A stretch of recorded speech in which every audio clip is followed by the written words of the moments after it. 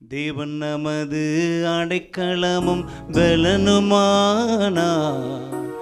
ஆபத்து காலத்தில் கூட இருக்கும் துணையுமானார். தேவன் நமது அடைக்கலமும் பலனுமானார். ஆபத்து காலத்தில் கூட இருக்கும் துணையுமானார்.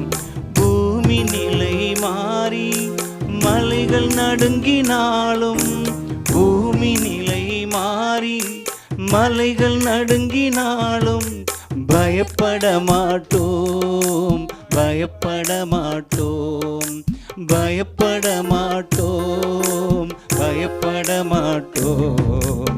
தேவன் நமது அடைக்கலமும் பலனுமானார். ஆபத்து காலத்தில் கூட இருக்கும் துணையுமானார். நல்ல கரங்களை தட்டி வாயை திறந்து சத்தமாய் பலனுமானார். ஆபத்து காலத்தில் கூட இருக்கும் துணையுமானார். யுத்தங்களை தடுத்து போய பண்ணுகிறார், யுத்தங்களை தடுத்து போய பண்ணுகிறார். ஈட்டியை முறிக்கிறார், வில்லை ஒடிக்கிறார். ஈட்டியை முறிக்கிறார், வில்லை ஒடிக்கிறார்.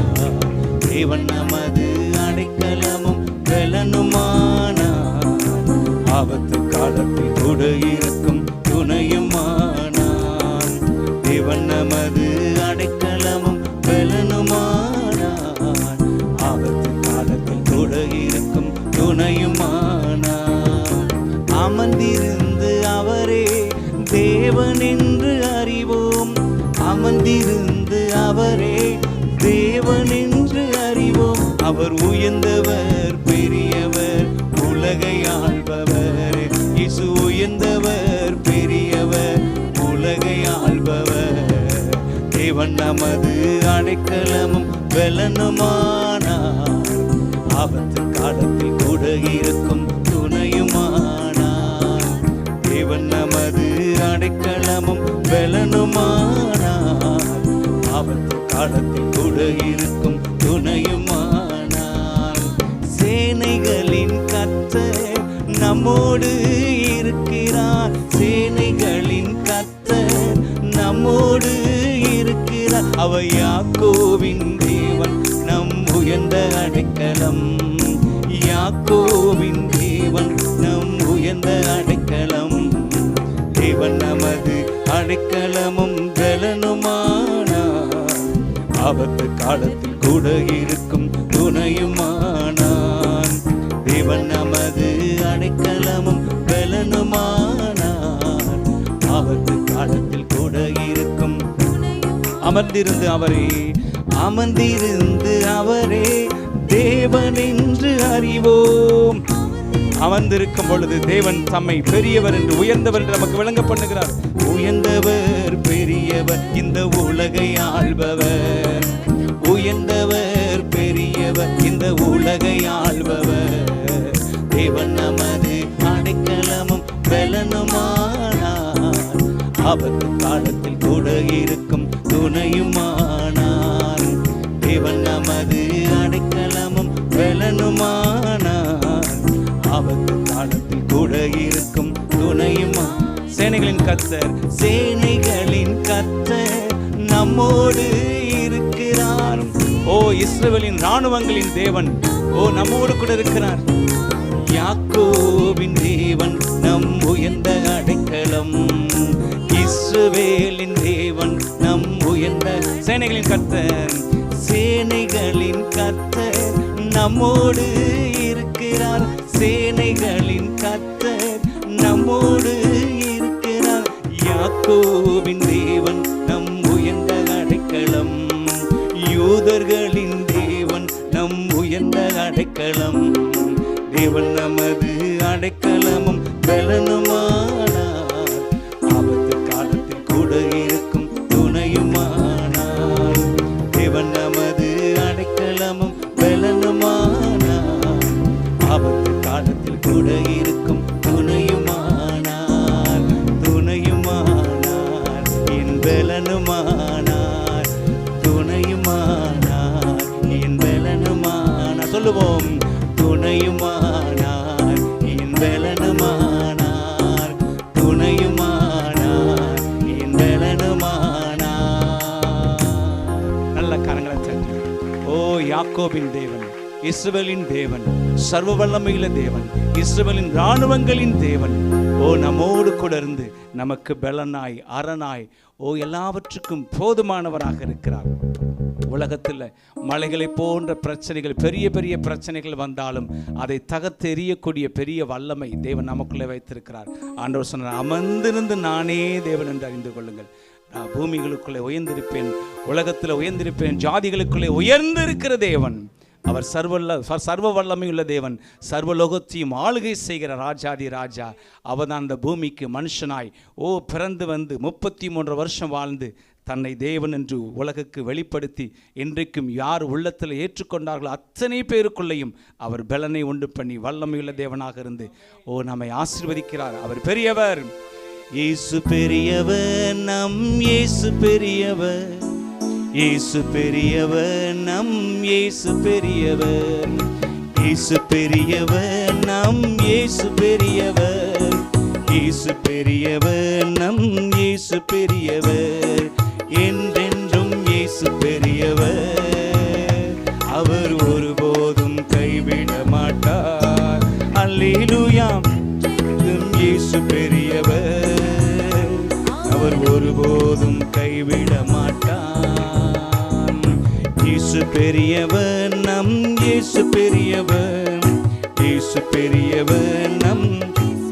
நல்ல கரங்களை தட்டி,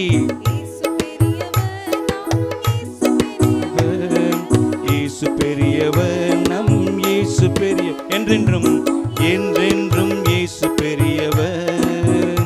அவர் ஒருபோதும் கைவிட மாட்டார். அல்லேலூயா. என்றென்றும் இயேசு பெரியவர், அவர் ஒருபோதும் கைவிட மாட்டார். அவர் யாரை காட்டிலும் பெரியவர்? மனுஷனை பார்க்கிலும் இயேசு பெரியவர், பிரபுக்களை பார்க்கிலும் இயேசு பெரியவர், மனுஷனை பார்க்கிலும் இயேசு பெரியவர், ராஜாக்களை பார்க்கிலும் இயேசு பெரியவர், நம்பினோரை வாழ வைக்கும் இயேசு பெரியவர், நம்பினோரை வாழ வைக்கும் இயேசு பெரியவர், நம் குறைவை முறைக்கும் இயேசு பெரியவர், நம் குறைவை இயேசு பெரியவர், இயேசு பெரியவர், நம் இயேசு பெரியவர், இயேசு பெரியவர், நம் இயேசு பெரியவர், இயேசு பெரியவர், நம் இயேசு பெரியவர், இயேசு பெரியவர், நம் இயேசு பெரியவர். யோனாவிலும் பெரியவர் என்று பாடிடு, சாலமோனிலும் பெரியவர் என்று போற்றிடு, யோனாவிலும் பெரியவர் என்று பாடிடு, சாலமோனிலும் பெரியவர் என்று கூறிடு, அவர் தேவாலயத்திலும் பெரியவர் என்று எண்ணிடு, தேவாலயத்திலும் பெரியவர் என்று எண்ணிடு, பெரிய காரியங்களை எதிர்பார்த்திடு, நீ பெரிய காரியங்களை எதிர்பார்த்திடு. இயேசு பெரியவர், நம் இயேசு பெரியவர், இயேசு பெரியவர், நம் இயேசு பெரியவர், இயேசு பெரியவர், நம் இயேசு பெரியவர், இயேசு பெரியவர், நம். அதிசயங்கள் அதிசயங்கள் செய்திடும் இயேசு பெரியவர், அற்புதங்கள் செய்திடும் இயேசு பெரியவர். இன்றைக்கும் அதிசயங்களை செய்ய அவர் உண்மை உள்ளவராக இருக்கிறார்.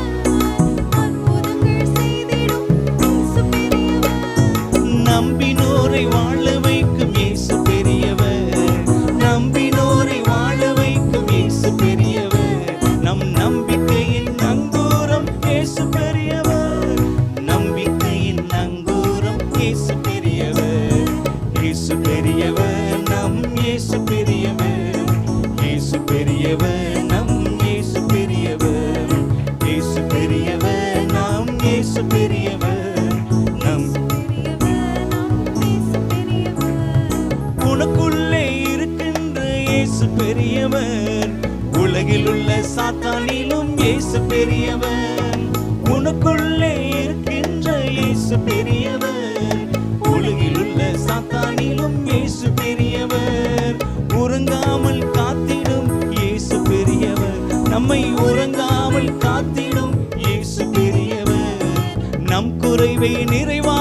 இயேசு பெரியவர். நம் குறைவை நிறைவாக்கும் இயேசு பெரியவர். இயேசு பெரியவர், நம் இயேசு பெரியவர். இயேசு பெரியவர், நம் இயேசு பெரியவர். இயேசு பெரியவர், நம் இயேசு பெரியவர்.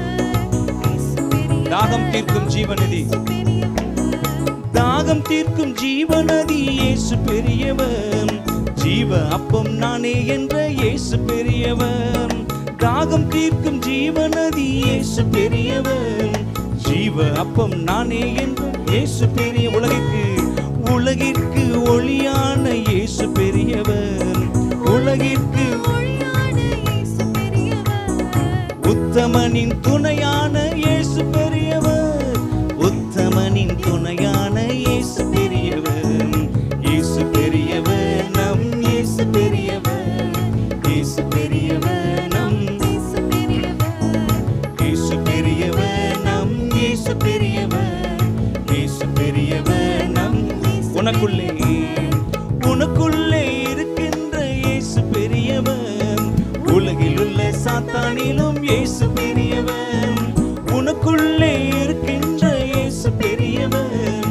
உலகில் உள்ள சாத்தானிலும் இயேசு பெரியவர். உறங்காமல் காத்திடும் இயேசு பெரியவர்.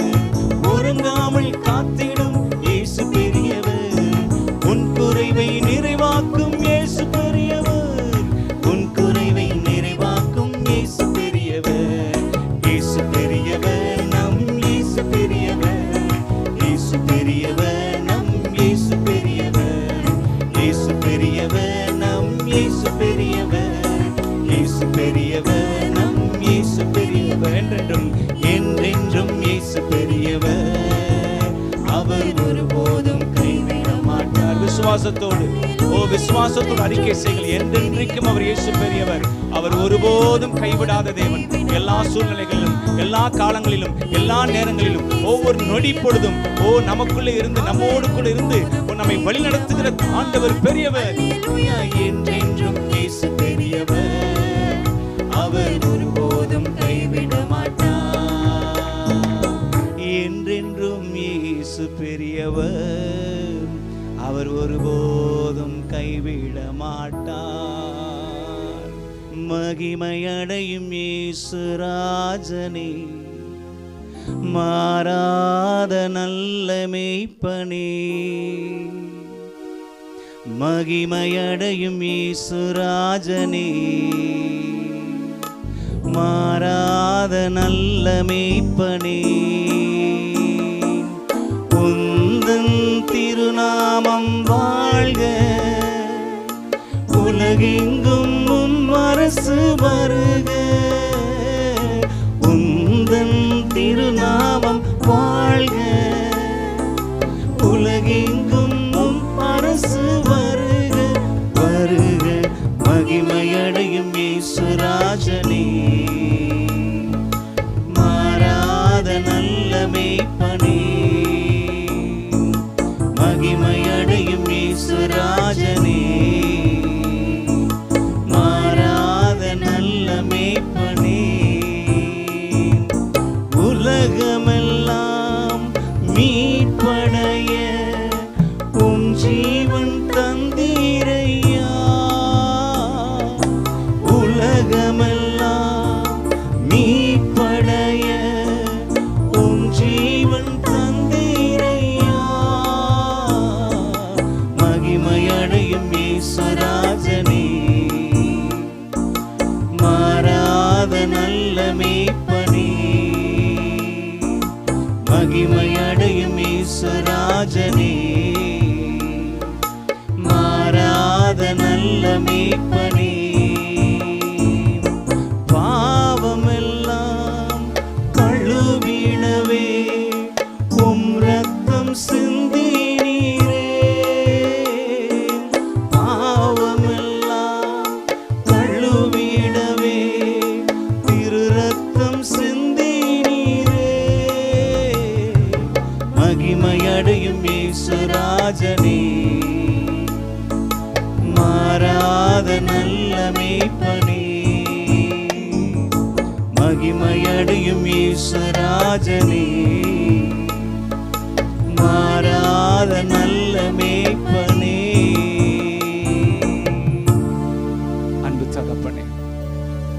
உலகத்தின் பாவத்தை சுமந்து தீர்க்கிற தேவ ஆட்டுக்குட்டியார் இந்த உலகத்தில் பிரவேசித்து எல்லா ஜனத்தாருடைய மாம்சமாயிருக்கிற எல்லாருடைய பாவங்களையும் சுமந்து தீர்த்த தேவ ஆட்டுக்குட்டியாய் இந்த உலகத்தில் வெளிப்பட்டீர். ஆண்டவரே, அது மாத்திரமல்ல, நீர் மறுபடியுமாய் ராஜாதி ராஜாவாக வரப்போகிறீர்.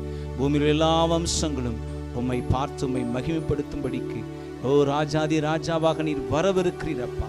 நாங்கள் உம்மை நன்றியோடு துதிக்கிறோம். எல்லா மகிமை உமக்கு செலுத்துகிறோம், எல்லா புகழ்ச்சியும் உமக்கு செலுத்துகிறோம், எல்லா ஸ்தோத்திரங்களையும் உமக்கு செலுத்துகிறோம். ஆண்டவர், நீர் சிந்தின ரத்தத்தினாலே ஆண்டவரே உம்முடைய மகிமையான ராஜ்யத்தில் உம்முடைய மகிமைக்கு புகழ்ச்சியாயிருக்கும்படிக்கு நீர் எங்களை மீட்டு கொண்டீர். எங்களை சுற்றி இருக்கிற இந்த ஜனங்களும் இந்த கடைசி நாட்களிலே இயேசுவே தெய்வம் என்று, இயேசுவே எங்களுக்காக மரித்து எங்களை ரத்தம் சிந்தி மீட்டு கொண்ட தெய்வம் என்று எங்களை சுற்றி இருக்கிற இந்த ஜனங்களெல்லாம் அறிந்து கொள்ளட்டும். சென்னை பட்டணத்தார் அறிந்து கொள்ளட்டும், தமிழகத்தில் இருக்கிற மக்கள் அறிந்து கொள்ளட்டும், இந்திய தேசம் அறிந்து கொள்ளட்டும்.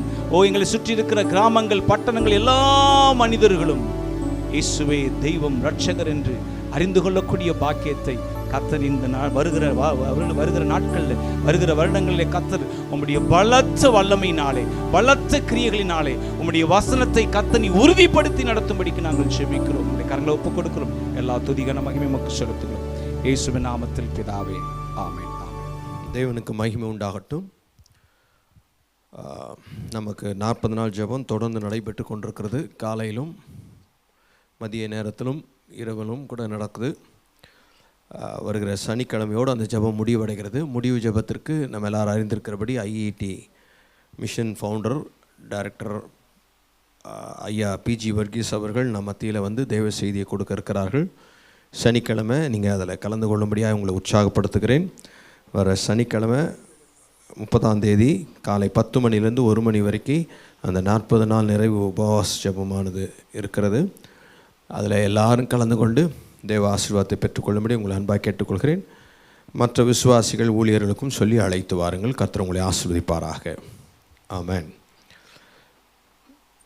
இந்த வாரத்தோடு இந்த ரோமர் 8வது அதிகாரம் முடிவடையும்.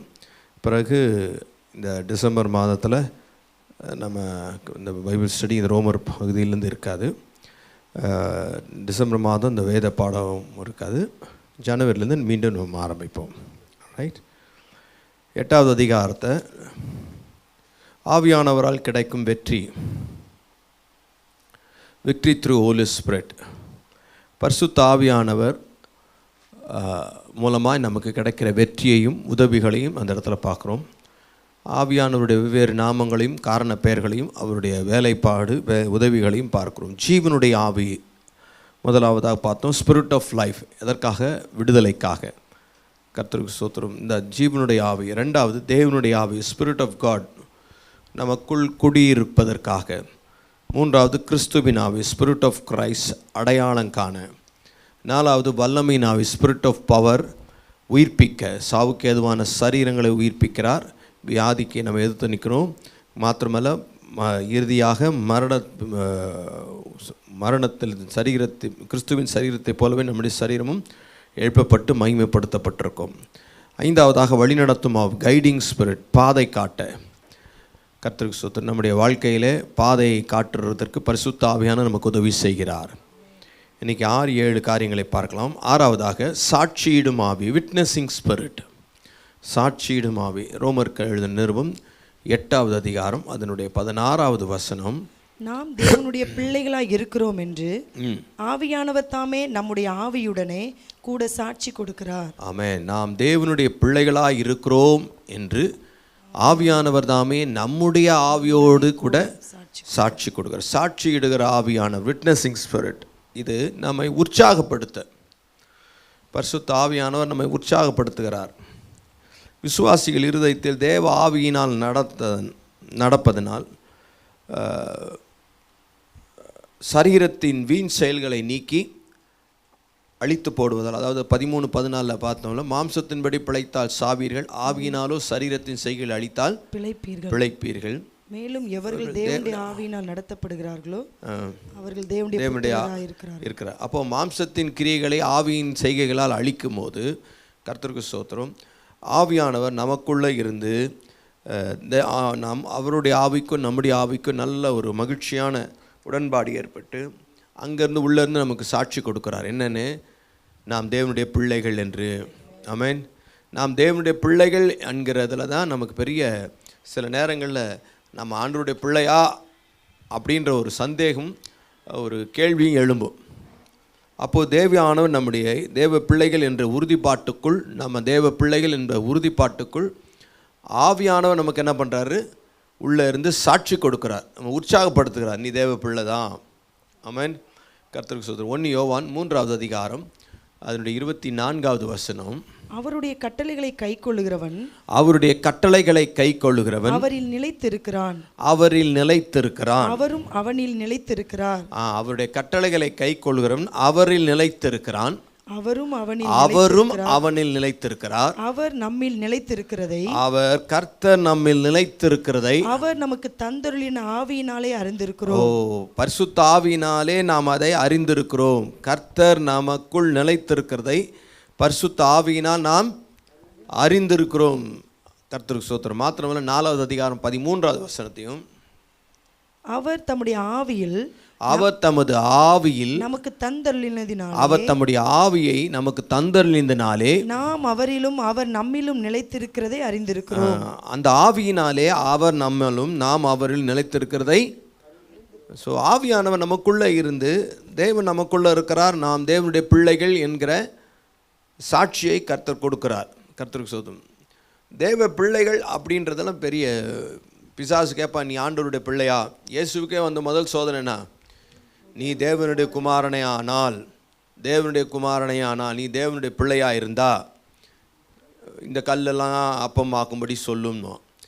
அப்போது முதல் சோதனையிலிருந்து மாத்திரமல்ல, சிலுவைக்கு போகிற வரைக்கும் அந்த சோதனை இருந்தது. தேவகுமாரனே ஆனால் சிலுவையிலிருந்து இறங்கி வா. நமக்கு வாழ்க்கையில் நிறைய இருக்கும். நீ தேவனுடைய பிள்ளையாக இருந்தால் உனக்கே இப்படி நடக்குது, உனக்கே இந்த ஆசீர்வாதம் வரல, நீ ஜெபம் பண்ணது நடக்கவே இல்லையே, நீ தேவ பிள்ளை இல்லை, நீ தேவ பிள்ளை இருந்தால் உனக்கு எத்தனையோ காரியங்கள் நடந்திருக்கும் அப்படின்ற ஒரு பலவிதமான சந்தேகங்கள் நம்முடைய வாழ்க்கையில் வரும்போது பரிசுத்த ஆவியானவர் நம்ம உற்சாகப்படுத்துவதற்காக உள்ளிருந்து ஒரு சத்தம், நாம் தேவனுடைய பிள்ளைகள் என்று சாட்சி கொடுக்கிறார். ஆமென். ஆவியானவராலே அவர் நமக்குள்ளும் நாம் அவருக்குள்ளும் நிலைத்திருக்கிறதை சாட்சியை உறுதிப்படுத்துகிறார் ஆவியானவர். ஆவின் உள்ளான சாட்சி வேதாகமத்தின் வெளியரங்கமான சாட்சி முற்றிலும் ஒத்து போகும் என்று நாம் உறுதியாக இருக்கலாம். கர்த்தருக்கு ஸ்தோத்திரம். வேதாகமும் ஆவியும் கான்ட்ரடிக்ட் ஆகாது, முரண்படாது. தேவ வார்த்தையும் தேவ ஆவியும் ஒருபோதும் முரண்படாது. தேவ பிள்ளைகள் என்கிற அறிவு, நாம் தேவ பிள்ளைகள் என்கிற அறிவு மற்றும் அந்த உறுதிப்பாடு இருக்குல்ல, நீங்கள் தேவ பிள்ளைகள் தானா அப்படின்னா அந்த உறுதிப்பாடு எப்போவுமே இருக்கணும். கர்த்தருக்கு ஸ்தோத்திரம். அது எப்போவும் நமக்கு இருக்கணும். அப்படி அந்த உறுதிப்பாட்டையும் அறிவையும் கொடுக்குற வசனங்களை சொல்கிறேன். ரோமர் 5:5 மேலும் நமக்கு அருளப்பட்ட பரிசுத்த ஆவியினாலே தேவ அன்பு நம்முடைய இருதயங்களில் ஊற்றப்பட்டிருக்கிறபடியால், இந்த அருளப்பட்ட பரிசுத்த ஆவியினாலே தேவ அன்பு நமக்குள்ள ஊற்றப்பட்டிருக்கிறது. ஆமென். அந்த நம்பிக்கை நம்மை வெட்கப்படுது. 1 யோவான் 5வது அதிகாரத்தில் 1 யோவான் 5வது அதிகாரம் 9 நாம் மனுஷருடைய சாட்சியை ஏற்றுக்கொண்டால் அதை பார்க்கிலும் தேவனுடைய சாட்சி அதிகமாய் இருக்கிறது. தேவன் தமது குமாரனை குறித்து கொடுத்த சாட்சி இதுவே. தேவன் தம்முடைய குமாரனை குறித்து கொடுத்த சாட்சி இதுவே. தேவனுடைய குமாரனிடத்தில் விசுவாசமாய் இருக்கிறவன் அந்த சாட்சியை தனக்குள்ளே கொண்டிருக்கிறான். தேவனை விசுவாசியாதவனோ தேவன் தம்முடைய குமாரனை குறித்து கொடுத்த சாட்சியை விசுவாசியாததினால் அவரை பொய்யராக்குகிறான். தேவன் நமக்கு நித்திய ஜீவனை தந்திருக்கிறார். அந்த ஜீவன் அவருடைய குமாரனில் இருக்கிறது என்பதே அந்த சாட்சியாம். குமாரனை உடையவன் ஜீவனை உடையவன். தேவனுடைய குமாரன் இல்லாதவன் ஜீவன் இல்லாதவன். உங்களுக்கு நித்திய ஜீவன் உண்டென்று நீங்கள் அறியவும் தேவ குமாரனுடைய நாமத்தின் மேல் நீங்கள் விசுவாசமாய் இருக்கவும் தேவ குமாரனுடைய நாமத்தின் மேல் விசுவாசமாய் இருக்கிற உங்களுக்கு இவைகளை எழுதி இருக்கிறேன். கர்த்தருக்கு ஸ்தோத்திரம். அப்போது தேவகுமாரனை நம்ம விசுவாசிக்கிறோம். ஒரே பெயரான நாம் பிழைக்கும்படி தேவன் அவர் உள்ளத்திலே அனுப்பினார். மனுஷனுடைய சாட்சியை ஏற்றுக்கொண்டால் அதை பார்க்கலாம் தேவனுடைய சாட்சி அதிகமாக இருக்கிறது. தேவன் தமது குமாரனை கொடுத்த சாட்சி இதுவே. இயேசு கிறிஸ்துவும் நான் என்னை பற்றியே நான் சாட்சி கொடுத்தா அந்த சாட்சி மெய்யா இருக்காது. அது மெய்யா இருந்தாலும் அவர் மெய்யா இருக்காதுன்றார். யோவான் 5:30 நினைக்கிறேன், 31. என்னை குறித்து என்னை குறித்து நானே சாட்சி கொடுத்தால், என்னை குறித்து நானே சாட்சி கொடுத்தால் என் சாட்சி மெய்யாயிராது. என்னை குறித்து நானே சாட்சி கொடுத்தால் சாட்சி மெய்யாயிராது. என்னை குறித்து சாட்சி கொடுக்கிறவர் வேறொருவர் இருக்கிறார். என்னை குறித்து சாட்சி கொடுக்கிறவர் வேறொருவர் இருக்கிறார். அவர் என்னை குறித்து கொடுக்கிற சாட்சி, அவர் என்னை குறித்து கொடுக்கிற சாட்சி மெய்யான சாட்சி என்று அறிந்திருக்கிறேன். மெய்யான சாட்சி என்று. அப்போ பிதாவாகிய தேவன் குமாரனாகிய இயேசு கிறிஸ்துவை குறித்து கொடுத்த சாட்சி மெய்யான சாட்சி என்று இயேசு அறிந்திருந்தார். 37ஆம் வசனம், என்னை அனுப்பின பிதாதாமே, என்னை அனுப்பின பிதாதாமே என்னை குறித்து சாட்சி கொடுத்திருக்கிறார். ஆமென். என்னை குறித்து சாட்சி கொடுத்திருக்கிறார். ஆமாம். ஞானஸ்தானம் பெற்று கரையேறின உடனே ஒரு சத்தம் வந்தது, இவர் என்னுடைய நேசகுமாரன், இவரில் பிரியமாக இருக்கிறேன். மறுரூப மலையில் ஒரு சத்தம் வந்தது, இவர் என்னுடைய நேசகுமாரன், இவரில் பிரியமாக இருக்கிறேன், இவருக்கு செவி கொடுங்கள். கர்த்தருக்கு ஸ்தோத்திரம். இவர் என்னுடைய தாசன், இவருக்கு என் நேசகுமாரன், இவருக்கு செவி கொடுங்கள் அப்படின்னு பிதா அவரை குறித்து சாட்சி கொடுத்தார்.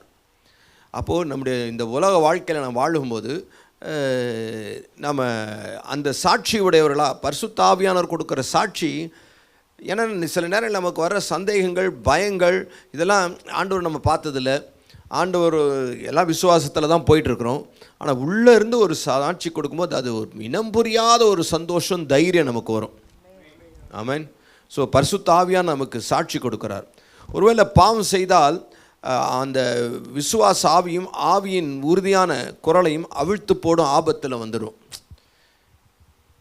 பாவம் செய்கிறவர்களாக இருந்தோம்னா அந்த சாட்சியின் குரலை அப்படியே அமிழ்த்தி போடுற ஆபத்துக்குள்ளே நம்ம வந்துடும். எபேசியர் 4:30, மீட்கப்படும் நாளுக்கென்று முத்திரையாக பெற்ற பரிசுத்த ஆவி என்ன பண்ணாதீங்க, துக்கப்படுத்தாதீங்க. அப்போ பரிசுத்த ஆவியை துக்கப்படுத்த முடியும்.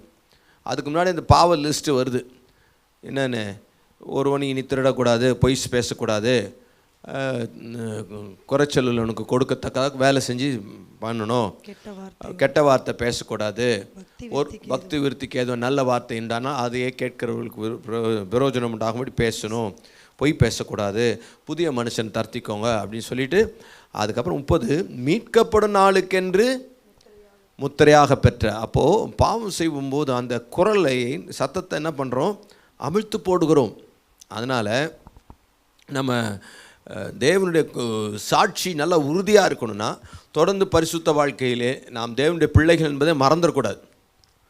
ஆமென். கர்த்தருக்கு ஸ்தோத்திரம். பிசாசின் சோதனையே இதுதான். நீ பிள்ளையானால், ஆண்டவர் சொன்னால், நீ பிள்ளையானால் சுதந்திரமாமே, நாம் தேவனுடைய பிள்ளைகள். அல்லேலூயா. நீங்கள் தொடர்ந்து உங்கள் அப்பாவுக்கு பிள்ளையாக இருக்கணும்னு என்ன பண்ணோம், எப்போவும் அவர் பிள்ளை தான், நீ ஒன்றும் பண்ண வேண்டாம், அவ்வளோதான். அதன் போல் தான் நீங்கள் ஆண்டவருடைய பிள்ளை என்பதை ஒரு நாளும் மறக்க வேண்டாம். ஏன்னா இதில் தான் அஸ்திபாரம், இதுதான் ஆணிவேர். இதில் கையை வச்சிட்டா அப்படின்னா அதில் நீங்கள் இணங்கி போயிட்டீங்க, ஆமாம் நான் ஆண்டவருடைய பிள்ளை இல்லை, ஆண்டவருடைய பிள்ளையா அப்படின்ற ஒரு சந்தேகம் வருது எனக்கும்.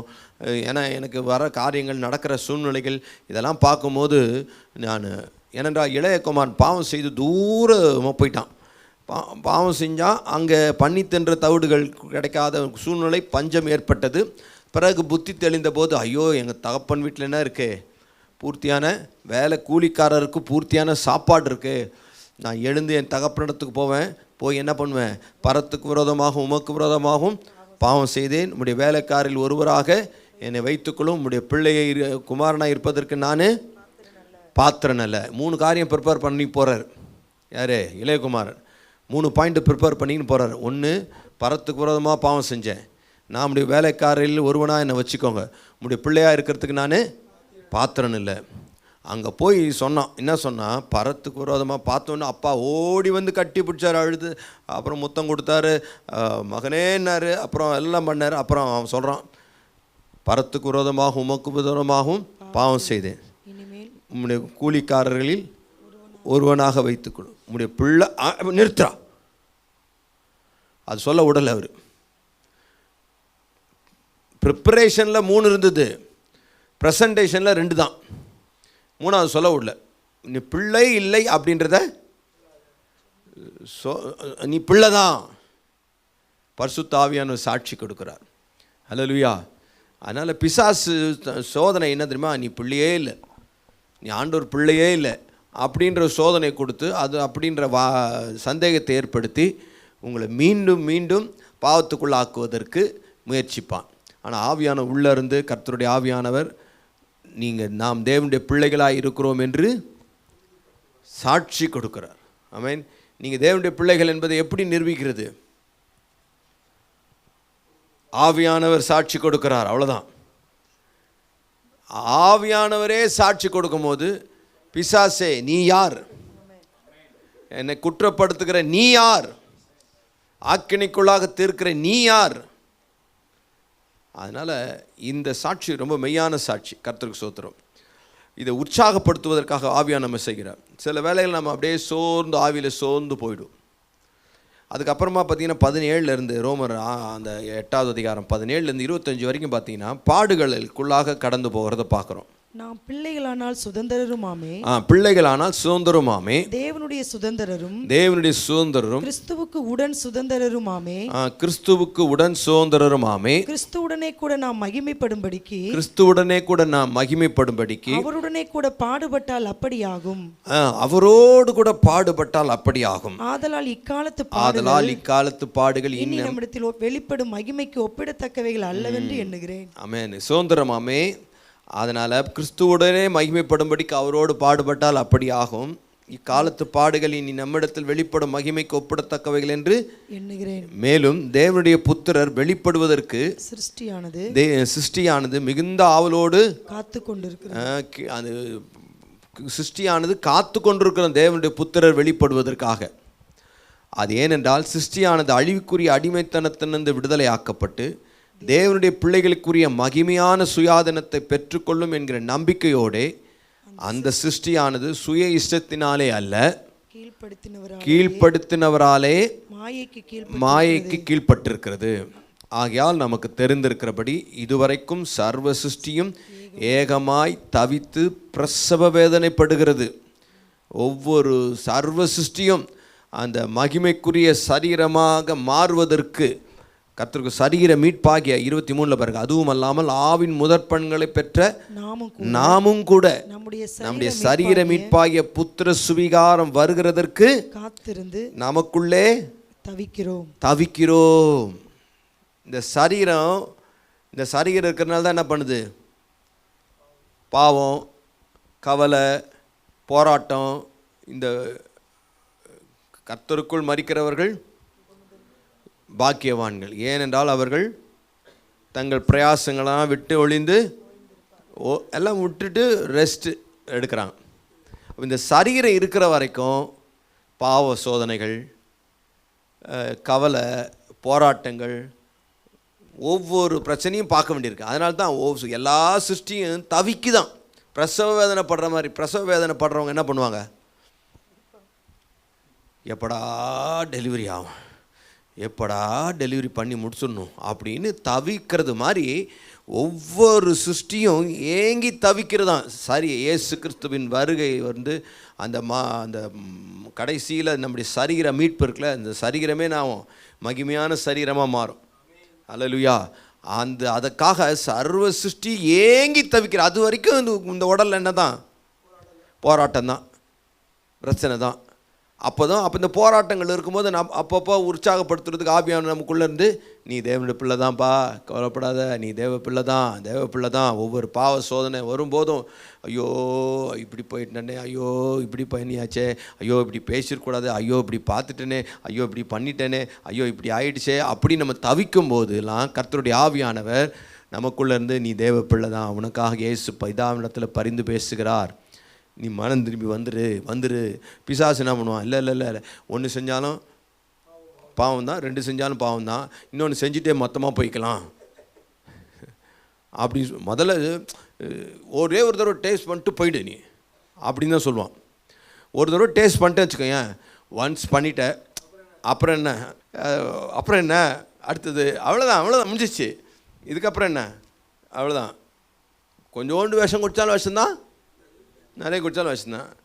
அதனால் நிறையவே குடிச்சிடு, இப்போ என்ன பிரச்சனை, மொத்தமாக மன்னிப்பு கேட்டுக்கலான்னுவான். அப்புறம் அப்படியே மொத்தமான்றப்போ பார்த்திங்கன்னா வரவே விட மாட்டான். அப்படி தான் கொஞ்சம் கொஞ்சமாக பிசாசு. பரிசுத்த ஆவியான இந்த சரீரத்தில் இருக்கிற வரைக்கும் நமக்கு போராட்டம் தான், தவிக்கிறோம், பிரசவ வேதனைப்பட்டு தவிக்குதான் சர்வ சிருஷ்டியும். அப்போது இந்த சரீரத்தில் இருந்து நம்ம பாடுகளை அனுபவிக்க வேண்டியிருக்கு.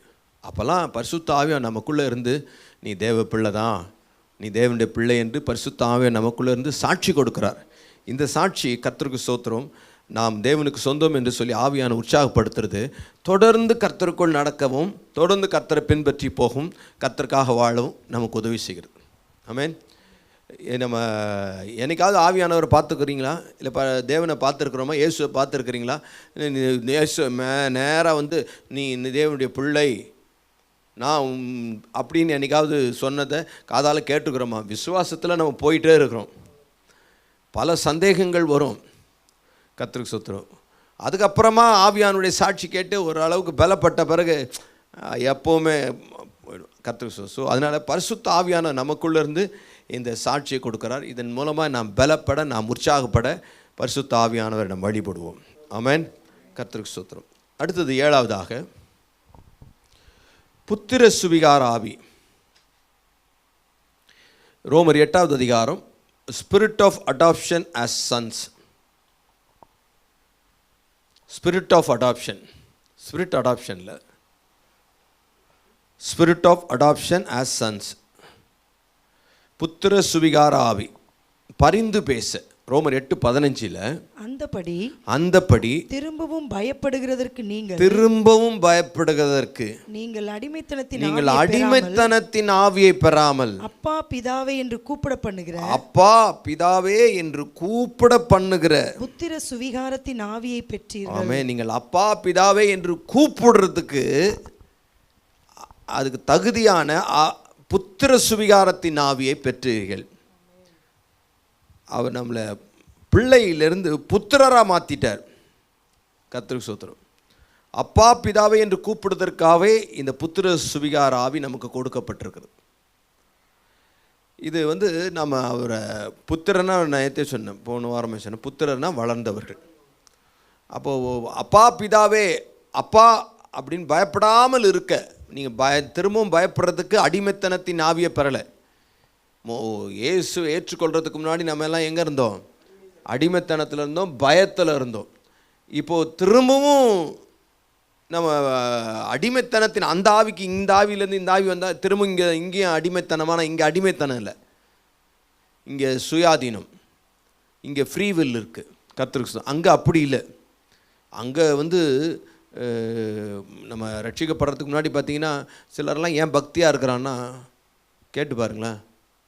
ரட்சிக்கப்படுறதுக்கு முன்னாடி நம்மளே ஏங்க பக்தியாக இருந்தீங்க, ஏன் கோயிலுக்கு போடணும், ஐயோ அது கண்ணு குத்திச்சுன்னா வம்பு, ஐயோ அது இப்படி பண்ணிச்சுன்னா வம்பு, ஐயோ அதுக்கு தெய்வ குத்தமாயிடும், அல்ல அந்த குத்தமாயிடும், இந்த குத்தமாயிடும், இந்த இதுக்காகவே பயந்துக்கினே அங்கே போவோம். இங்கே அப்படி இல்லை. நீ பண்ணலனாலும் நீ தெய்வம் நம்மில் அன்பாகத்தான் இருக்கிறார். ஆமென். நாம் அவர் மேல் வைத்த அன்பு நிமித்தம் தான் தெய்வத்துக்கு நம்ம சில பக்தி முயற்சிக்கான காரியங்களில் ஈடுபடுகிறோம். கர்த்தருக்கு மகிமை உண்டாகட்டும். அதனால் நம்ம திரும்பவும் பயப்படுறதுக்கு நாம் அடிமைத்தனத்தின் ஆவியை பெறவில்லை, தைரியமாக அவரிடத்தில் கிருபாசனம். எபிரேயர் 4வது அதிகாரம் 16வது வசனம், ஆதலால் நாம் இரக்கத்தை பெறவும் ஏற்ற சமயத்தில் சகாயம் செய்யும் கிருபையை அடையவும் தைரியமாய் கிருபாசன தண்டையிலே சேர கடவோம். தைரியமாய் கிருபாசன தண்டையிலே சேர கடவோம். கர்த்தருக்கு ஸ்தோத்திரம். தைரியமாக பிரதான ஆசாரியன் தான் போக முடியும், அது பரிசுத்தமாக இருந்தால் தான் போக முடியும். இப்போ நாம் கர்த்தர் இயேசு கிறிஸ்து மூலமாக தைரியமாக கிருபாசன தண்டையில் நம்ம போய் சேர முடியும். ஆனால் நீங்கள் பயப்பட வேண்டிய அவசியம் இல்லை. பயப்பட வேண்டிய அவசியம் இல்லைன்னா அடிமைத்தனத்தின் ஆவியை பெறலை, புத்திர சுவிகாரத்தின் ஆவியை பெற்றிருக்கு. அப்பா பிதாவே என்று, அப்பா அப்படின்னா அவர் நமக்கு யார் என்பதையும், பிதா என்றால் நாம் அவருக்கு யார் என்பதையும் குறிக்கிற ஒரு நெருக்கமான உறவு. அப்பா என்றால் அவர் நமக்கு யார், பிதா என்றால் நாம் அவருக்கு யார் அப்படிங்கிற குறிக்கிற ஒரு நெருக்கமான உறவு. ஆவியானவர் அந்த உறவிலிருந்து அந்த எழும்புகிற குரல் தான் கர்த்தர் சொன்ன இந்த ஜெபம். அது பரிந்து பேச, அதாவது ஆவியானவர் நமக்குள்ளே இருந்து பரிந்து பேசி ஜெபிக்க வைக்கிறார். 26வது வசனம் வாசிங்க. அந்தபடியே ஆவியானவரும் நமது பலவீனங்களை நமக்கு உதவி செய்கிறார். நமக்கு பலவீனம் இருக்கிறது. ஆமென். பலவீனம் இருக்கிறது, நமக்கு வீக்னஸ் இருக்கு, ஸ்ட்ரென்த் இருக்கு. நம்முடைய பலவீனங்களில் ஆவியானவர் நமக்கு என்ன பண்றாரு? உதவி செய்கிறார். நாம் ஏற்றபடி வேண்டிக் கொள்ள வேண்டியது இன்னதென்று, நமக்கு வேண்டிக் கொள்ள வேண்டியது இன்னதென்று நமக்கு தெரியவில்லை, அறியாமல் இருக்கணும். சில வேளைகளை என்னன்னு ஜெபம் பண்றேனே தெரியல. அப்படிப்பட்ட காரியங்களாம் அனுபவத்தில் இருக்கீங்களான்னு தெரியல. இதுக்கு எப்படி ஜெபம் பண்றதுன்னு தெரியல. இன்னும் ஒரு முறை ஒருத்தர் பிஸ்னஸ் கார்டு கொடுத்து, பாஸ்டர் என் பிஸ்னஸ்க்காக ஜெபம் பண்ணுங்கன்னாரு. நம்ம என்ன ஜெபம் பண்ணுவோம்? ஆண்டவரே இந்த பிஸ்னஸ் ஆசீர்வதியும், நிறைய கஸ்டமர்ஸ் கிடைக்கணும், நிறைய ஆர்டர்ஸ் வரணும், நல்ல பிஸ்னஸ் செழிக்கணும்னு. நான் அன்றைக்கி அப்படி ஜெபம் பண்ணுறதுக்கு முன்னாடி கேட்டேன், என்ன பிஸ்னஸ் பிரதர் அப்படின்னு. அவர் சொன்னார், சவப்பெட்டி செய்கிறாராம். சவப்பெட்டி செய்கிற பிஸ்னஸ்ஸு. அப்போ என்ன, இவருக்கு நிறைய கஸ்டமர் கிடைக்கணும், நான் ஜெபம் பண்ணுறது எப்படி ஜெபம் பண்ணுறது? இவருக்கு நிறைய கஸ்டமர்ஸ் கிடைக்கணும், நிறைய ஆர்டர் கிடைக்கணும், பரிசுத்த ஆவியானவர், இதுக்கு எப்படி ஜெபம் பண்ணுறதுன்னு தெரியல. அப்போ தான் ஆவியானவர் நமக்குள்ளேருந்து ஏற்றபடி ஜெபிக்க வேண்டியது இன்னதென்று அறியாமல் இருக்கிறோம், பலவீனமாக இருக்கிறோம். இதில் என்ன, அதுக்காக அது தேவையில்லையானா அது தேவை தான். மட்டாய் ஆசிரியம் அல்லது இவருக்கு பரிசுத்த ஆவிக்குள்ளே நிறைஞ்சு ஜெபம் பண்ணி ஆசீர்வதியும், அவ்வளோதான். ஆவியானவரே அந்த விண்ணப்பத்திற்கு ஜெபம் பண்ணணும். நம்ம வழக்கமாக எல்லாத்துக்கும் ஆண்டவரே மான்கால்களை போல மாற்றும். இப்போ மான்கால்களை போய் மாற்றி என்ன பண்ண போகிறேன்? குதிக்க போறியா? சொல்லப்பட்டது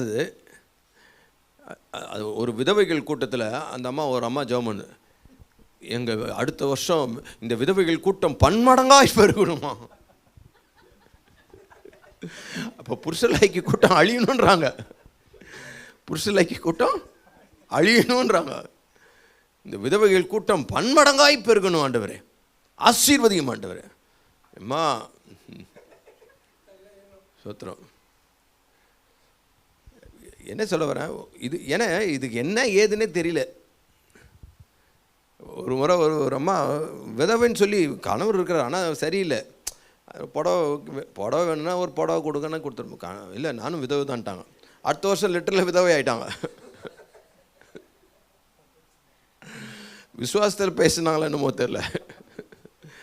சரி, இப்படிப்பட்ட காரியங்கள் வரும்போது என்ன ஜெபம் பண்ணுறது, எப்படி ஜெபம் பண்ணுறதுன்னு தெரியல. அது மாதிரி சில காரியங்கள் இருக்கும், இதை சூஸ் பண்ணுறதா, அதை சூஸ் பண்ணுறதா, இப்படி ஜெபம் பண்ணுறதா, அப்படி ஜெபம் பண்ணுறதா, இல்லை எதுக்காக ஜெபம் பண்ணுறது. ஒரு நபரை காண்பித்து அவர்களுக்காக ஜெபம் பண்ண சொல்லி பரிசுத்தவான்களுக்காக ஜெபம் பண்ணணும் போது எதுக்காக ஜெபம் பண்ணணும், என்ன பிரச்சனைன்னு தெரியலையா, அந்த நபருக்காக ஜெபம் பண்ணணுமே. அவர் நமக்குள்ள ஒரு பரிசுத்த ஆவியான் காண்பிப்பார், அல்ல அவர் குறித்த ஒரு பாரம் ஏற்படும். அப்போது என்னமோ பிரச்சனைன்னு தெரியும், அதில் என்னமோ ஒரு உதவி தேவைன்னு இருக்குது, என்னன்னு தெரியாது. அப்போது பரிசுத்த ஆவிக்குள் நிறைந்து ஆவியானவரோடு இணைந்து ஆவியானவரை ஜெபிக்க வச்சு, அப்படி ஜெபிக்க வைக்கிறதுக்கு தான் இந்த பரிசுத்த ஆவியான நமக்குள்ளே இருந்து உதவி செய்கிறார். ஆமென். நாம் பலவீனமாக இருக்கிறோம். 26 நமக்கு உதவி செய்கிற, நாம் ஏற்றபடி வேண்டிக் கொள்ள வேண்டியது இன்னதென்று அறியாமல் இருக்கிறபடியினாலே ஆவியானவர் தாமே, ஆவியானவரே ஜெபம் பண்றாராம், வாக்கு கடங்காத பெருமூச்சுகளோடு நமக்காக வேண்டுதல் செய்கிறார். ஆவியானவர் 27 ஆவியானவர் தேவனுடைய சித்தத்தின்படியே பரிசுத்தவான்களுக்காக வேண்டுதல் செய்கிறபடியால் இருதயங்களை ஆராய்ந்து பார்க்கிறவர் ஆவியின் சிந்தை இன்னதென்று அறிவார். ஆவியின் சிந்தை இன்னதென்று அறிவார். அப்போ ஆவியானவர் நமக்குள்ளே இருந்து அந்த பெருமூச்சின் சத்தத்தினாலே பரிசுத்தவான்களுக்காக வேண்டுதல் செய்வார். இப்படி பல அனுபவங்கள் இருக்குது. உங்களுக்கும் அப்படிப்பட்ட காரியங்களை கர்த்தர் தருவார். அப்படி நீ பரிசுத்தவான்களுக்கு ஞாபகப்படுத்தும் போது இல்லைன்னா ஒவ்வொரு ஜெப குறிப்புக்குமே நாம் இப்படி தான் பிளான் பண்ணுவோம், இதுதான் பெஸ்ட்டு அப்படின்னு.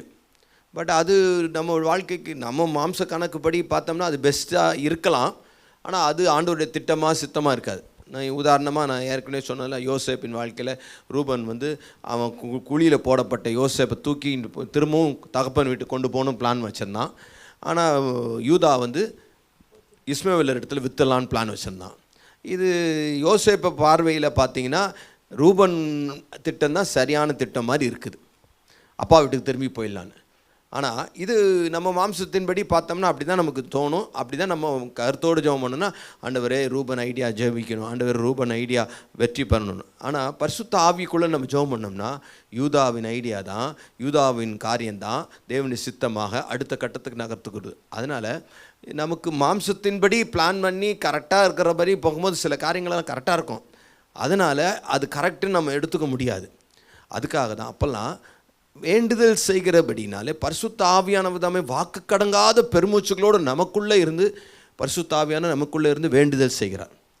ஆக இது பரிந்து பேசி ஜெபிக்குது. ஒவ்வொருத்தருக்காகவும், உங்களுக்காகவும், தனிப்பட்ட வாழ்க்கைக்காகவும், உங்கள் பிள்ளைகளுக்காகவும், குடும்பத்திற்காகவும், பிஸ்னஸுக்காகவும், படிப்புக்காகவும், அல்லது உங்கள் எதிர்கால துணைக்காகவும் நீங்கள் என்ன பண்ணலாம், இப்படி அந்நிய பாஷையில் பேசி ஆவிக்குள் நிறைந்து ஜெபிக்கலாம். நான் ஆவியோடும் பாடுவேன் கருத்தோடும், ஆவியோடும் ஜெபம் பண்ணுவேன் கருத்தோடும். அதனால் நம்ம ஆவியோடும் ஜெபம் பண்ணுற மாதிரி கருத்தோடும் ஜெபம் பண்ணணும், கருத்தோடு ஜெபம் பண்ணுற மாதிரியும் ஆவியோடும் ஜெபம் பண்ணணும். அதுக்கு பரிசுத்த ஆவியானவர் நமக்கு உதவி செய்கிறார். இப்படி ஜெபம் பண்ணுறதுனால கர்த்தருக்கு ஸ்தோத்திரம். என்ன நடக்குதான் அடுத்த வசனம், அன்றியும் அவருடைய தீர்மானத்தின்படி அழைக்கப்பட்டவர்கள், அவருடைய தீர்மானத்தின்படி அழைக்கப்பட்டவர்களாய் தேவனிடத்தில் அன்பு கூறுகிறவர்களுக்கு, தேவனுடையத்தில் அன்பு கூறுகிறவர்களுக்கு சகலமும் நன்மைக்கு ஏதுவாக நடக்கிறது என்று ஆமென் ஆமென். அப்படி ஜெபம் பண்ணும்போது சகலமும் நன்மைக்கு ஏதுவாகவே நடக்கும். தீமை கூட என்னதான் நன்மையாக மாற்றுவார், தீமை கூட நன்மையாய் கர்த்தர் மாற்றி விடுவார். ஏனென்றால் அது நம்ம பரிசுத்த ஆவிக்குள்ளே நிரம்பி ஜெபம் பண்ணியிருக்கிறனால, ஆவியானவரே அது அந்த ஜெபத்தை முன்னின்று ஏறெடுத்து ஜெபம் பண்ணதுனால நம்முடைய வாழ்க்கையில் நடக்கிற காரியங்கள் எல்லாம் நன்மைக்கு ஏதுவாக தான் நடக்கும்.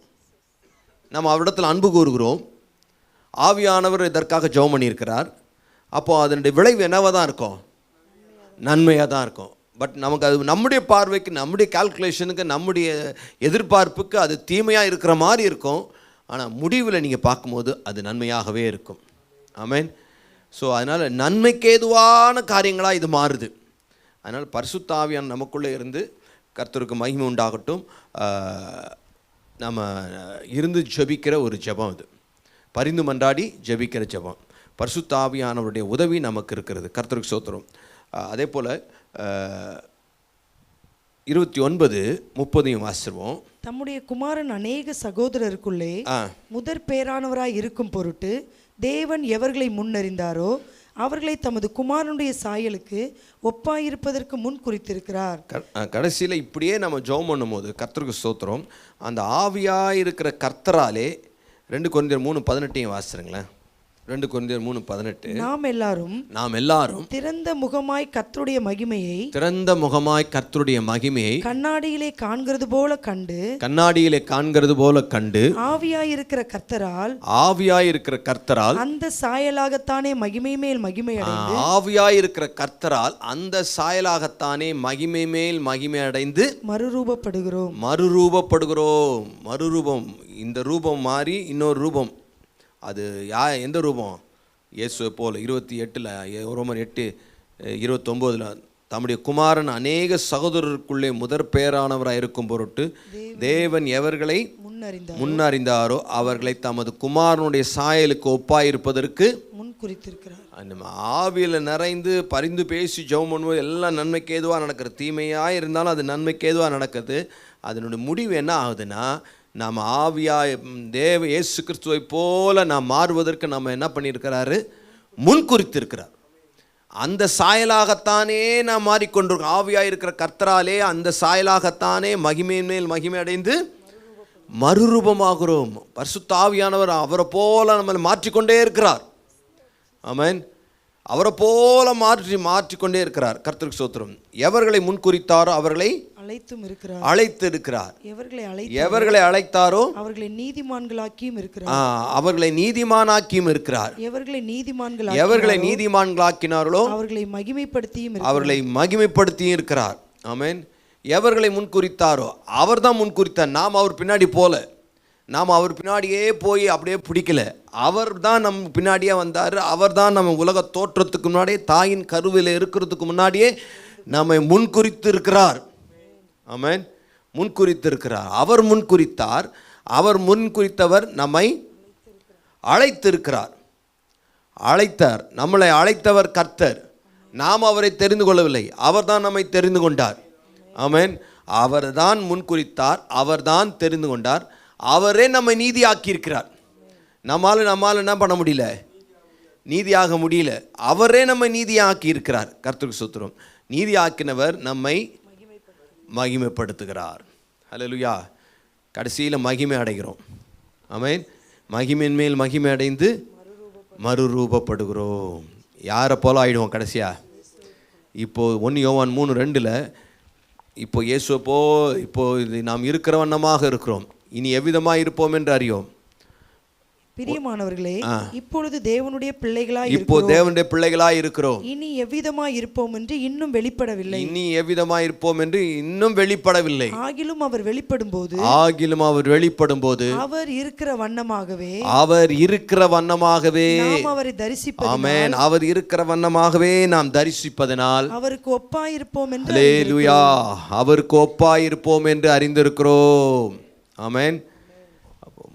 மகிமை அடைகிறார். கவனிங்க, நாம் அவர் தேடலை, அவர் நம்மை முன்குறித்தார். நாம் அவர் தெரிந்து கொள்ளவில்லை, அவர் நம்மை அழைத்தார். அவர் நம்மை நீதிமான்களாக்கியிருக்கிறார். நீதிமான்களாக்கின நம்ம மகிமையும் படுத்தியிருக்கிறார். கர்த்தருக்கு ஸ்தோத்திரம். அப்போ அந்த ப்ராசஸில் தான் பரிசுத்த ஆவியானவர் நம்மளை கொண்டு போகிறார். ஆமென். இந்த பரிசுத்த ஆவியானுடைய உதவிகள் மிகப்பெரிய காரியங்களை செய்கிறது. ஆமென். கர்த்தருக்கு ஸ்தோத்திரம். 31 இவைகளை குறித்து நாம் என்ன சொல்லுவோம்? தேவன் நம்முடைய பட்சத்தில் இருந்தால் நமக்கு விரோதமாக இருப்பவன். பவுலுக்கு ஒரு பெரிய கான்ஃபிடன்ட், தைரியம் வந்துருச்சு. என்னென்னா 7வது அதிகாரத்தில் என்ன சொன்னார்? கடைசியில் நான் நிர்பந்தமான மனுஷன், நான் யார் என்னை இந்த சரீரத்திலேருந்து, பாவ சரீரத்திலேருந்து விடுதலை ஆக்க முடியும்? அதாவது யார் என்ன விடுதலை ஆக்குவான் அப்படின்னு பரிதாப ஒரு ஏக்க குரலை கொடுத்தவர் 8வது அதிகாரத்தில் அதற்கான பதிலை தர்றார். ஆவியானவரால் கிடைக்கும் வெற்றி, பரிசுத்த ஆவியானவரால் பாவத்தை மேற்கொள்வதற்குரிய வெற்றி நமக்குள்ள வாசமாக இருக்கிற மாதிரி சாட்சி இடுகிறார், பரிந்து பேசுகிறார். இந்த பரிசுத்த ஆவியானவராலே நாம் அவருக்கு ஒப்பாக மறுரூபம் அடைந்து கொண்டிருக்கிறோம், மாறிக்கொண்டே இருக்கிறோம். கர்த்தருக்கு ஸ்தோத்திரம். இப்போ அவர் தைரியமாக சொல்கிறார், என்னென்ன இவைகளை குறித்து நாம் என்ன சொல்லுவோம்? தேவன் நம் பட்சத்தில் இருந்தால் நமக்கு விரோதமாக இருப்பவன் யார்? கேட்டார்ல. அப்போத என்னென்ன நிர்பந்தமான 7வது நிர்பந்தமான மனுஷன் நான் யார்? என்ன எந்த வசனம்? 24 நிர்பந்தமான மனுஷன் நான். நிர்பந்தமான 7:24 இந்த மரண சரீரத்தினின்று யார் என்னை விடுதலையாக்குவார்? நிர்பந்தமான மனுஷன், பரிதாபிக்கக்கூடிய மனுஷன் நான். இப்போ தைரியம் வந்துருச்சு. ஏனென்றால் பரிசுத்த ஆவியினால் ஒரு புதிய வெற்றி எனக்கு கிடைக்கிறது. பரிசுத்த ஆவியான எனக்குள்ளேருந்து செயலாற்றுகிற விதத்தை தியானிக்கும் போது, நிர்பந்தமான மனுஷன் இல்லை, தேவன் என் பட்சத்தில் இருக்கிறார், எனக்கு விரோதமாக எழும்புகிறவன் யார்? ஹல்லேலூயா. கேள்வி மேலே கேள்வியாக இருக்குது பாருங்க. அடுத்தது, தம்முடைய சொந்த குமாரன் என்றும் பாராமல் நாம் எல்லாருக்காகவும் அவரை ஒப்பு கொடுத்தவர், அவரோடு கூட மற்ற எல்லாவற்றையும் நமக்கு அருளாதிருப்பது எப்படி? கவனிங்க, நிர்பந்தமான மனுஷன் யார் என்னை விடுதலை ஆக்குவான்னு ஒரு பரிதாப கேள்வி கேட்டார். இப்போ அந்த கேள்விகளுக்கெல்லாம் பதிலாக கர்த்தருக்கு ஸ்தோத்திரம், தேவன் என் பட்சத்தில் இருக்கிறார், எனக்கு விரோதமாக எழும்புகிறவன் யார்? அடுத்தது, சொந்த குமாரன் என்றும் பாராமல் அவரையே எனக்காக கொடுத்தவர், அவரோடு கூட மற்ற எல்லாவற்றையும் அருளாதிருப்பது எப்படி? அதாவது பெற்றுக்கொள்வது எப்படி இல்லை, பெறாமல் இருப்பது எப்படி?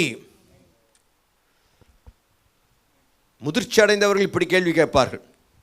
இது எப்படி இல்லை, இது எப்படி இல்லாமல் இருக்கும், எப்படி கிடைக்காமல் இருக்கும்? நீங்கள் வருவீங்களா?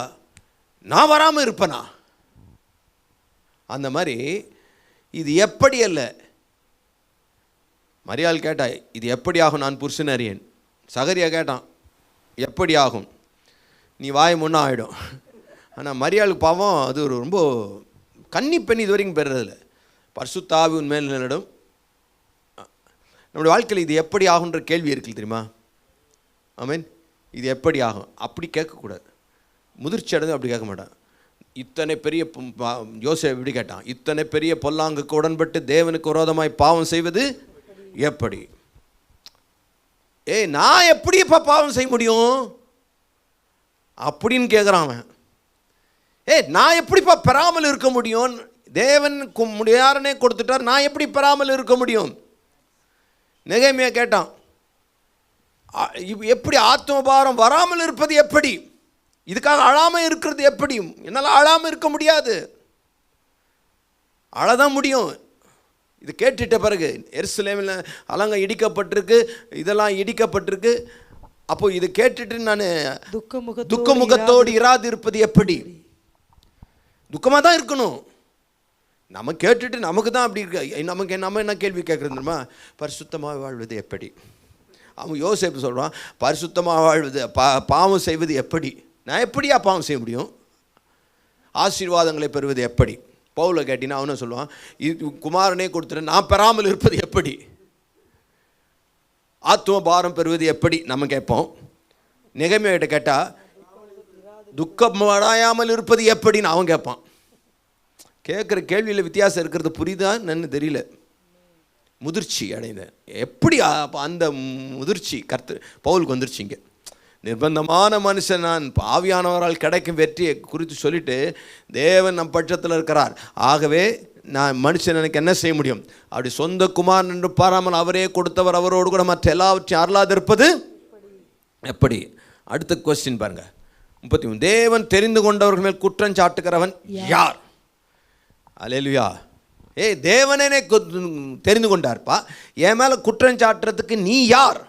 யார் குற்றம் சாட்ட முடியும்? தேவனே என்னை கழுவி இருக்கிறார், தேவனே என்னை நீதிமானாக்கி இருக்கிறார், தேவனே என்னை மகிமைப்படுத்தியும் இருக்கிறார். இறுதி ஜட்ஜ்மெண்ட்டே முடிஞ்சிடுச்சு. நீ நம்ம கோர்ட்டில் கேஸ் போட போகிறேன்னு வந்துங்கிற. ஹை கோர்ட்டு சுப்ரீம் கோர்ட்டை சொல்லிடுச்சு நீதிமான்னு. நீ ன்ற பவுலுக்கு ஒரு கான்ஃபிடென்ட் வந்துச்சு பாரு, இந்த தைரியம் வந்துடுச்சு.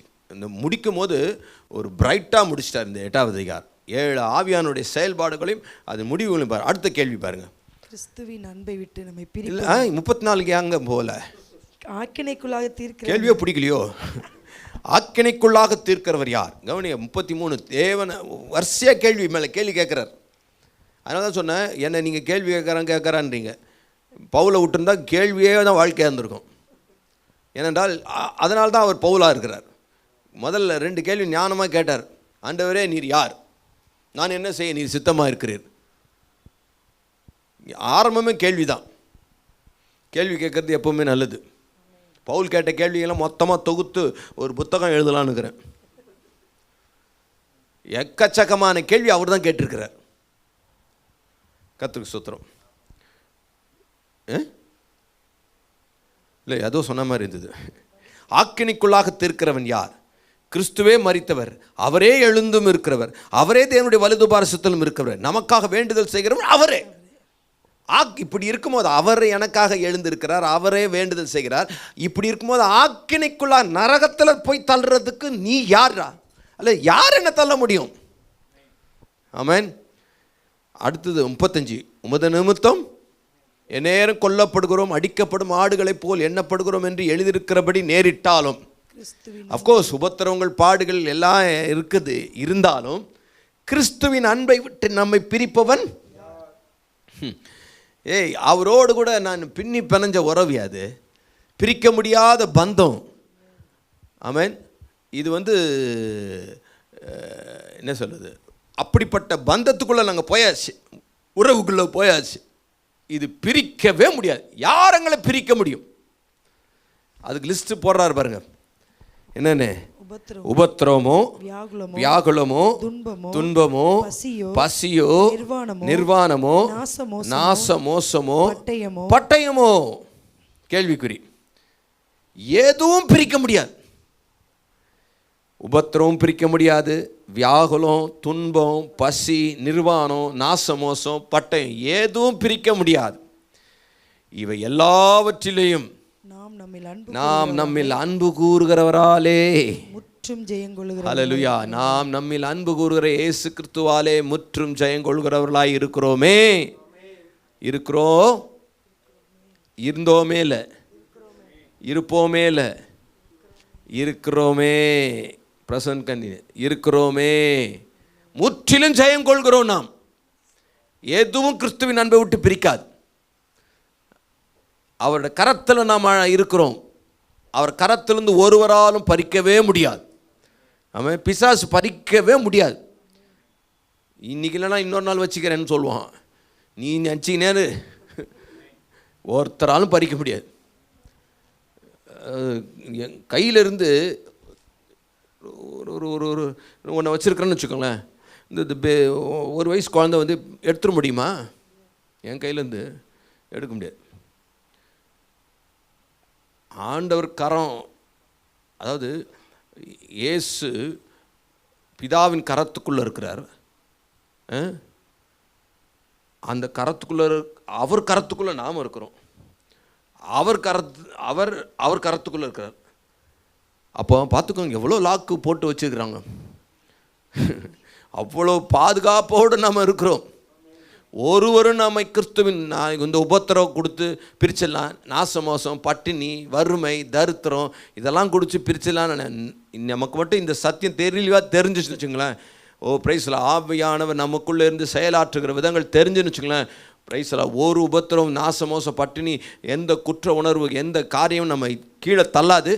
மேலும் உற்சாகப்படுத்தி கர்த்தருக்குள் வாழ, பரிசுத்தமாய் வாழ நமக்கு உதவி செய்யும். ஆமென்.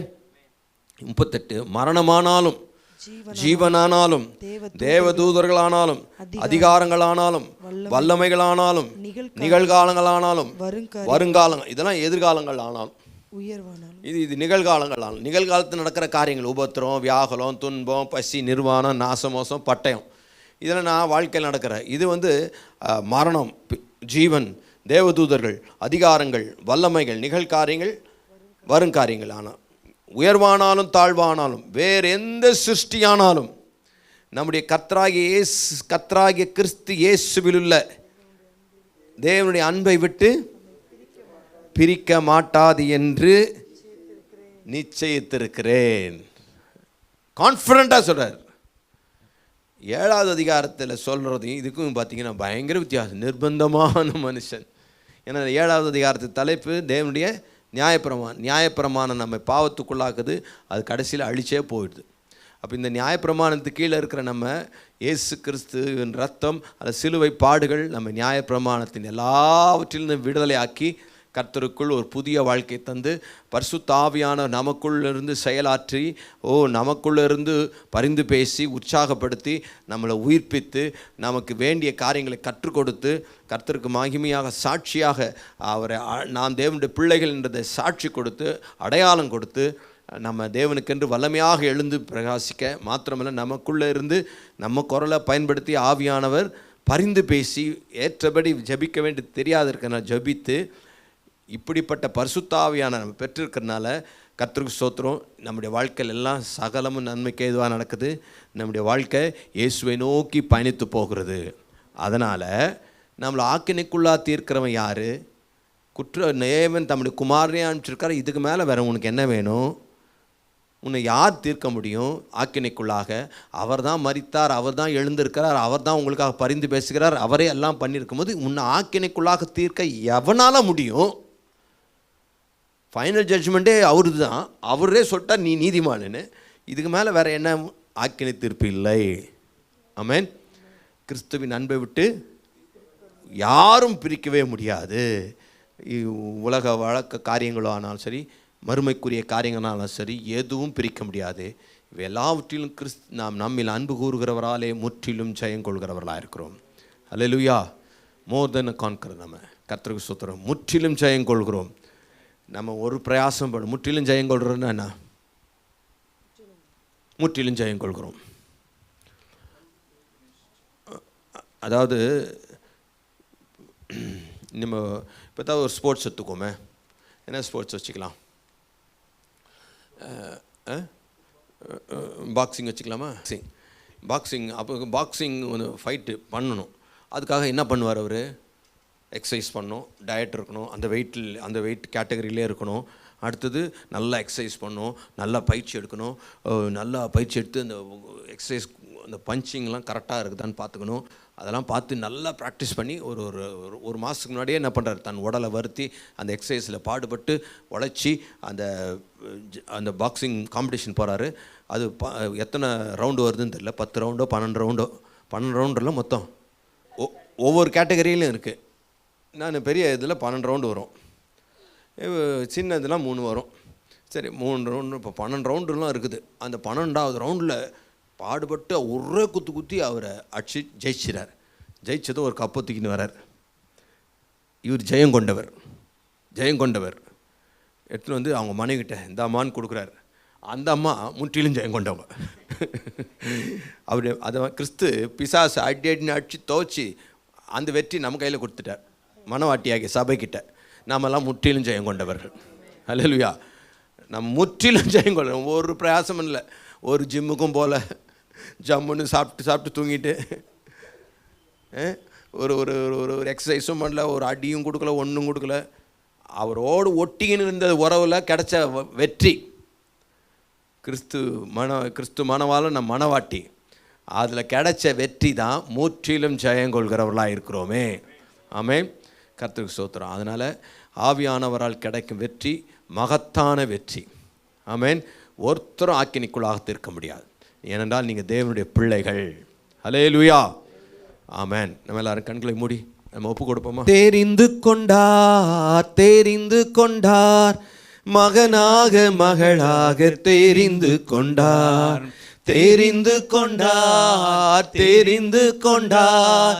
மகனாக மகளாக தெரிந்து கொண்டார்.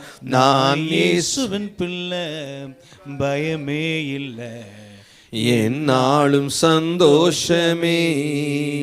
நான் தேவனின் பிள்ளை, பயமே இல்லை, என்னாலும் சந்தோஷமே.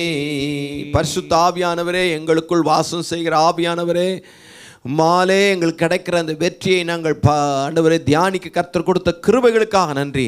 பரிசுத்த ஆவியானவர் எங்களுக்குள்ளே இருந்து ஜீவனை கொடுத்து விடுதலை ஆக்குனது மாத்திரமல்ல, ஆண்டவரே தகப்பனே, எங்களுக்குள்ளே நீர் வாசம் செய்கிறீர், அடையாளம் காண்கிறீர். ஆண்டவரே, எங்களுக்குள்ளே இருந்து நீர் சாட்சி பகருகிறீர். ஆண்டவரே, சத்தியத்தில் போதிக்கிறீர்.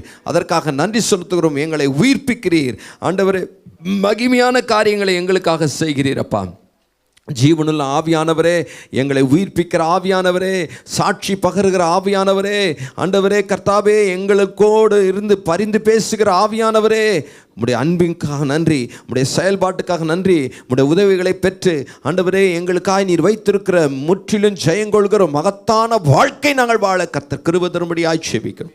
தடைகள் எல்லாம் நீங்கட்டும். ஆவியானவர் துணை கொண்டு உம்முடைய நாமத்தை இன்னும் மகிமைப்படுத்த எங்களுக்கு கிருபை தாங்கப்பா. ஆசீர்வதியும் காத்துக்கொள்ளும்.